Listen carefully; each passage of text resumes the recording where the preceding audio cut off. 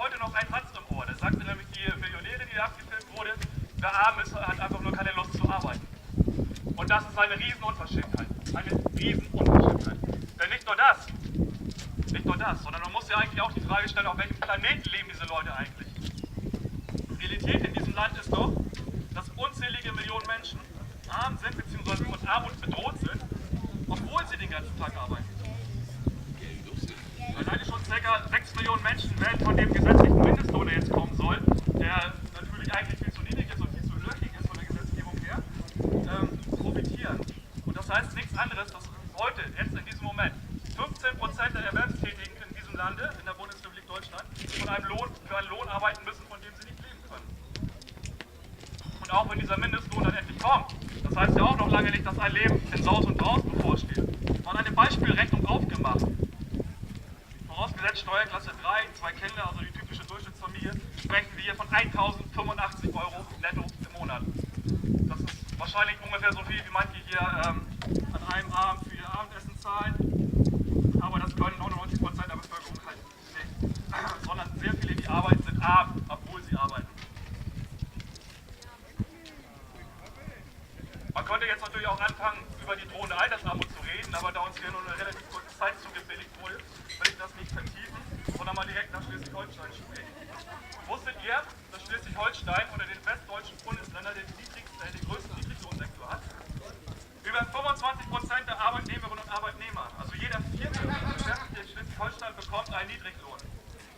Und wenn man nur die arbeitenden Frauen betrachtet, ist diese Quote sogar noch viel höher. Sie liegt bei erschreckenden 40%. Also fast jede zweite Frau, die in diesem Land einer Erwerbsarbeit nachgeht, bekommt dafür nur einen Niedriglohn. Hauptursache dafür ist sicherlich, dass in Schleswig-Holstein Tourismus, Gastwirtschaft, Einzelhandel und Dienstleistungen im Allgemeinen die größten Wirtschaftszweige sind. Branchen also, in denen leider immer noch viel zu niedrige Löhne bezahlt werden. Und wenn wir beim Thema Tourismus und Gastwirtschaft sind, dann sind wir auch ganz schnell auf Sylt. Gar nicht überraschend ist in dem Zusammenhang, dass im Kreis Nordfriesland, wo wir uns gerade befinden, die Quote der sogenannten Aufstocker, also derjenigen, die Grundsicherungsleistungen oder im Volksmund Hartz IV genannt beziehen müssen, obwohl sie erwerbstätig sind, vergleichsweise hoch ist. Es gibt hier halt viele Niedriglohnbezieher, deren Erwerbseinkommen so niedrig ist, dass sie ergänzend noch Hartz IV-Leistungen beziehen müssen. Wie gesagt, obwohl sie arbeiten. Und die meisten dieser Niedriglohnbezieherinnen und Niedriglohnbezieher arbeiten tatsächlich hier auf Sylt. Das sind nämlich genau diejenigen, die hier im Tourismussektor, in der Gastronomie oder im Einzelhandel arbeiten und hier für diejenigen, die es sich leisten können, das schöne Urlaubserlebnis schaffen. Auf Sylt hat ganz Schleswig-Holstein zwei Gesichter. Einerseits die harte Realität von Niedriglöhnen und steigenden Preisen für grundlegende Dinge wie Wohnen, Gesundheit oder Mobilität.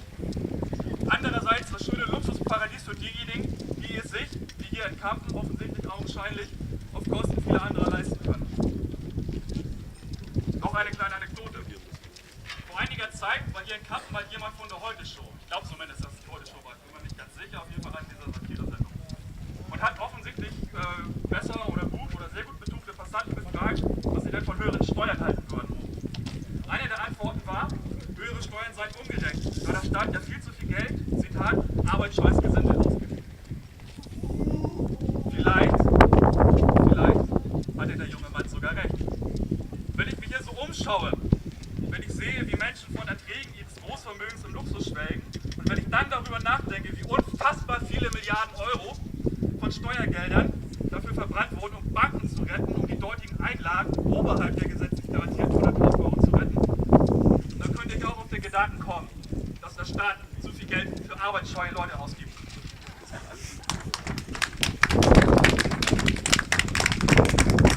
Denn Kapitalerträge sind leistungsloses Einkommen.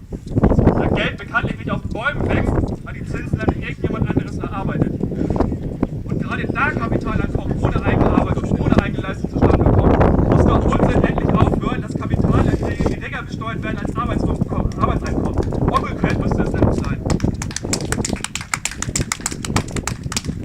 Abschließend noch ein Wort dazu, wo wir gerade hier in Kampen demonstrieren. Es gab ja, wie ihr Teilnehmerinnen und Teilnehmer wisst, einige Schwierigkeiten mit den zuständigen Behörden, damit wir unser Recht auf Versammlungsfreiheit wahrnehmen können. Die Kampener Bürgermeisterin sowie einige andere, die wir hier angesprochen haben, haben sowas gesagt wie,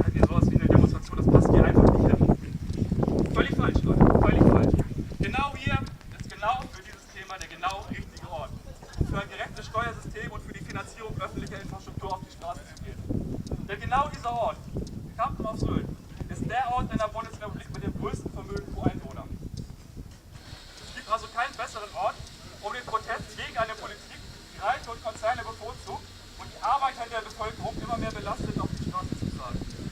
Und eins möchte ich daher versprechen: Wir kommen wieder. Wir werden so lange immer wieder hier nach Kampen kommen, bis es endlich ein gerechtes Steuersystem gibt und die Vermögen in dieser Gesellschaft angemessen an der Finanzierung unserer aller Gemeinwesen beteiligt werden. Also, bis zum nächsten Mal.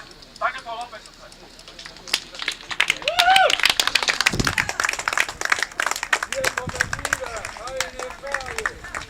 Vielen Dank, Stefan, für die Schlussworte. Ich glaube, das war eine schöne, kleine, feine Aktion, um ein Zeichen zu setzen, um eben nicht immer nur in den Einkaufszonen zu demonstrieren, sondern auch mal hierher zu kommen, hier, wo es noch nie eine Demonstration gab. Heute war das erste Mal, alle, die dabei waren, sind jetzt in den Geschichtsbüchern.